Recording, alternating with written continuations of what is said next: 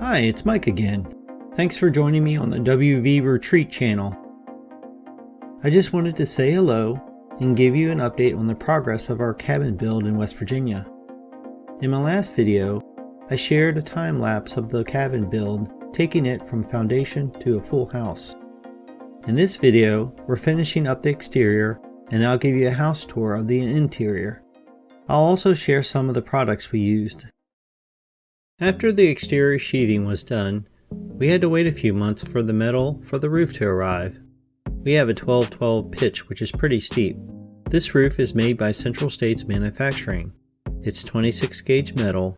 The brand is Horizon Lock standing seam. The color is rustic red.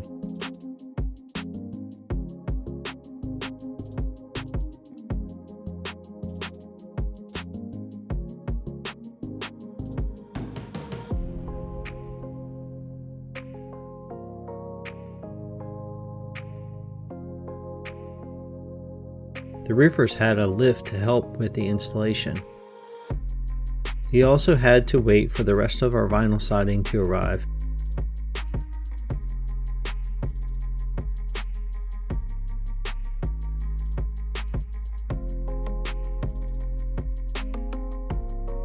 Summer turned to fall and fall to winter, but our builder was able to get the exterior finished. We asked our excavator to put down a 1/4 inch stone around the house and on the driveway because I didn't want to have to mow grass around the house. In the comments section, let me know what you do when you don't want to mow the lawn. We were able to move furniture into the house at this point and start enjoying the cabin.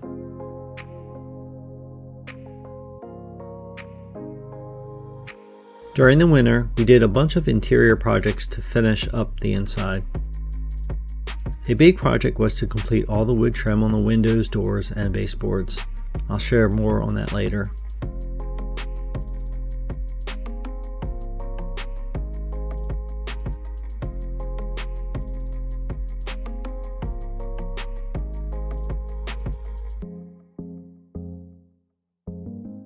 There's a beautiful view of the valley that we can enjoy. Also, if you look closely, you can see logging trails on the mountains, which are good for hiking trips. I haven't measured the steepness of the driveway, but we do have one part that is a little steep. When it snowed, our vehicles could go up and down the driveway, but after about 6 inches of snow, my all-wheel drive Toyota RAV4 couldn't make it up. I've since bought some snow chains and I can't wait to test them out.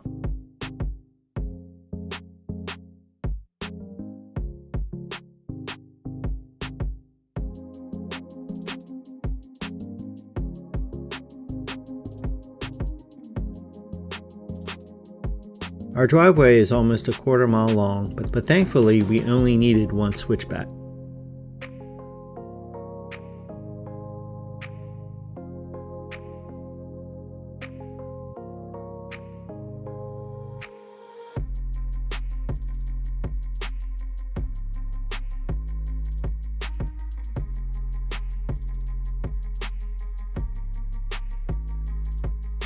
The driveway goes around the front and back of the house. It's handy to be able to park on both sides of the house. We installed a heat pump for cooling and heating with a propane heat backup. We have a buried propane tank. Everyone asks what we do for internet. Amazingly, we have a high-speed fiber optic connection, which I'm grateful for. About a year had passed since the builder installed all the decking. Now it was time to stain it all. I used a brown solid stain from Behr called Waterproofing Stain and Sealer. I elected for a solid stain versus a clear stain because I wanted something that was going to last. In the comments below, let me know what you would use.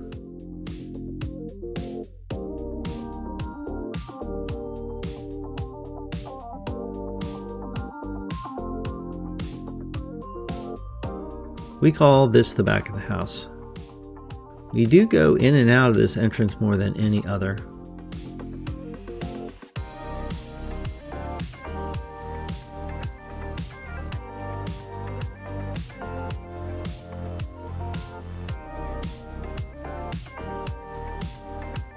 Sometimes we'll just sit out on the porch here and hang out. It's well shaded. I like to eat out here too.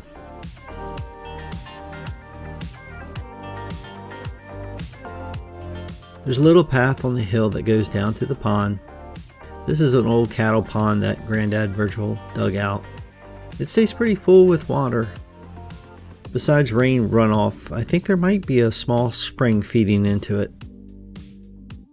I also painted all the exterior basement concrete with a masonry paint. The whole family got involved and we knocked out the project in about a weekend. This is the front of the house. It has some doors into the basement. I also installed some 10-foot Tuftex underdecking panels to keep it dry when I'm working underneath the deck. We like to have our campfires down here. Recently we made a fire pit over here and roasted corn. That was good.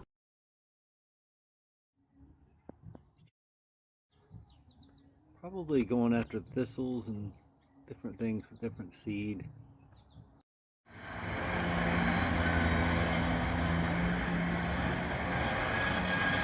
There's just too much grass to mow and I don't have a mower yet, so my cousin agreed to make hay from the grass for free and he gets the hay for his cows and horses. This was pretty fun to watch.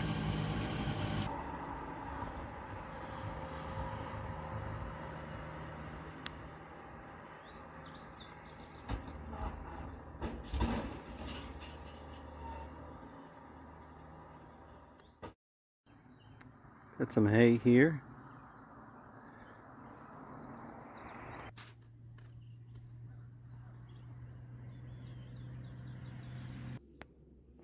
If you look at one of these real close, you can see it's got string wrapped around it.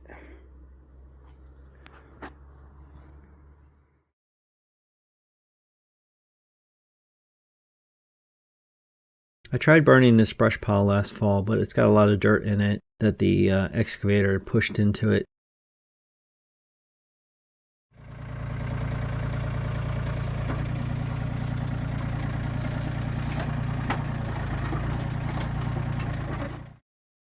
Aunt Dolores and Alex volunteered to clean it up. It was nice to have it gone and the field mowed. Now I'll share some of the progress indoors. Here's the finished master bedroom, which is on the first floor. This is one of 2 bedrooms on the first floor. This is also my office when I'm working. I have a great view while working.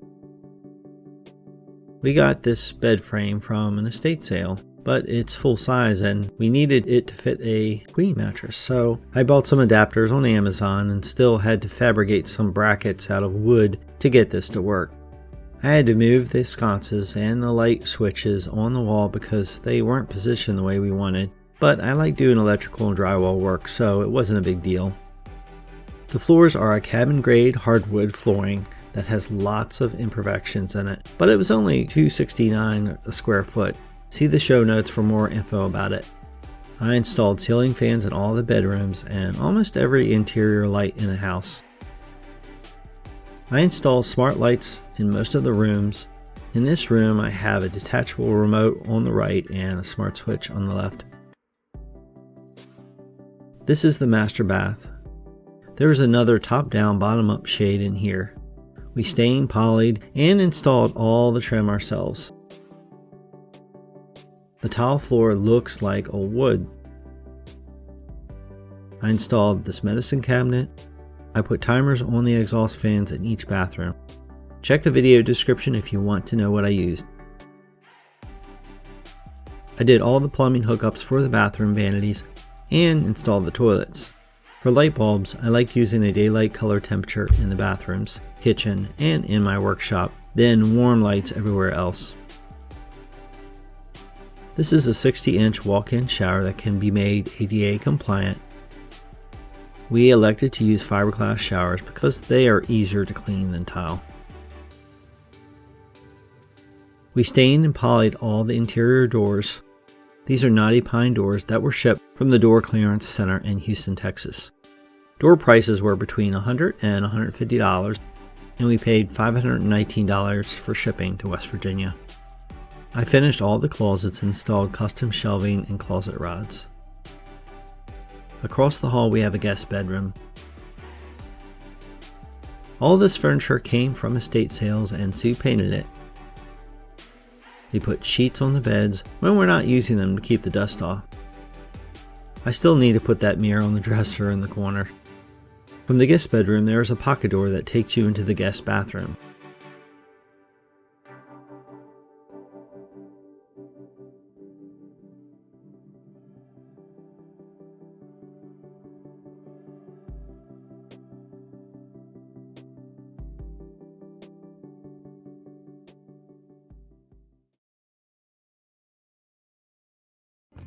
In the hallway, I have some of my favorite maps that show the local area in West Virginia. This one is a reprint of a map from 1896. It makes you appreciate the topography of the area. The hallway opens into the great room, dining room, and kitchen. We still need a dining room table. We have some makeshift estate sale tables for now. I'm going to build one. I'll share that on a future video. I also installed a chandelier here. In the great room, we have some couches, TV, and fireplace. Against the windows are some folding bench seats. I just installed an extra outlet here. We're thinking about tinting these windows. If you have any recommendations on tinting, leave those in the comments. Of these doors that go out to the deck, only the one on the left opens. We installed some window shades on many of the windows, including these ones on the doors in the dining room. These are top down, bottom up, French door, light filtering cellular shades from blinds.com. Let's go out on the deck.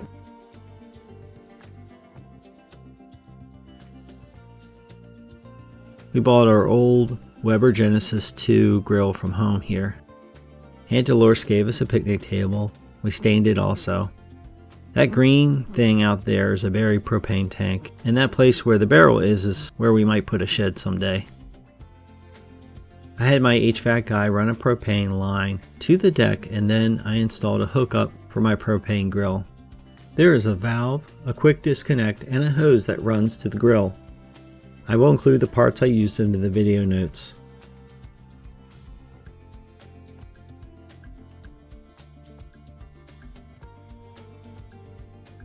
I built a hinge door with a handle so I could better access the valve on the floor.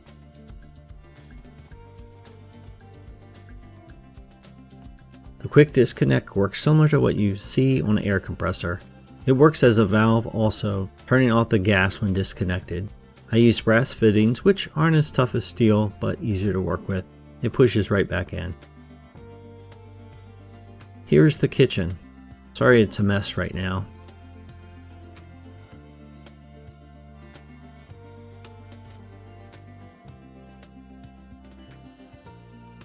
I recently finished the tiling on this kitchen backsplash.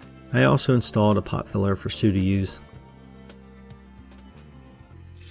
Cold water.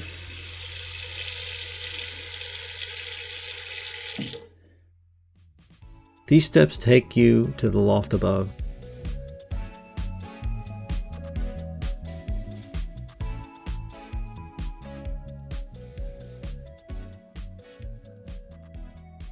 The kids hang out here. They have their own couches and TV. They have a record player, which, if you didn't know, are back in style now. There's blue tape on the exterior door because we're getting ready to stain these. They have a view up the mountain. This faces west, so it gets some afternoon sun, but the sun sets behind the mountain, so it doesn't get warm for very long.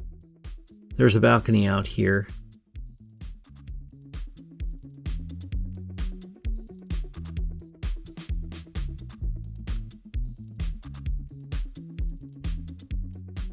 I'm going to install a kitchenette here on the left. That's why it looks so unfinished. I'll probably add a small fridge, microwave, and a sink. I installed smart thermostats on floors 1 and 2. There are 2 bedrooms on this floor. Alex stays in this bedroom. It sleeps 4 to 5 kids. He enjoys computers, so he has a decent desk for his computer here. He's also got a great view outside his window. The upstairs bedrooms and bathroom have dormer windows. Leah stays in this bedroom. Our builder called this the canary room because of the yellow paint she picked out. She has a pretty view out of her window also, but she also has an additional side window. This room also sleeps 4 to 5 kids. You'll notice we have these triangular or polygon shaped doors in the upstairs bedrooms. These let us access small storage areas that normally would have been closed in. She also has access to an extra storage area behind her closet. This is the upstairs bathroom. The linen closet is behind this door. This bathroom has a tub shower combination. The window has a folding bench seat. We installed a barn door for sound dampening in this room. We also have one downstairs between the large room and our bedrooms. I installed soft close and soft open hardware. See links in the description for the hardware. If you enjoyed this video, you can say thanks by giving a thumbs up. If there are more specific things that you want to see, comment below. For I know the plans I have for you, declares the Lord, plans to prosper you and not harm you, plans to give you hope and a future. Jeremiah 29:11. Thanks for watching the WV Retreat channel. Hey, do us a favor and give us a thumbs up if you liked the video. Give us a comment to let us know what you think. Hit subscribe and the notification bell to be emailed as new videos are released.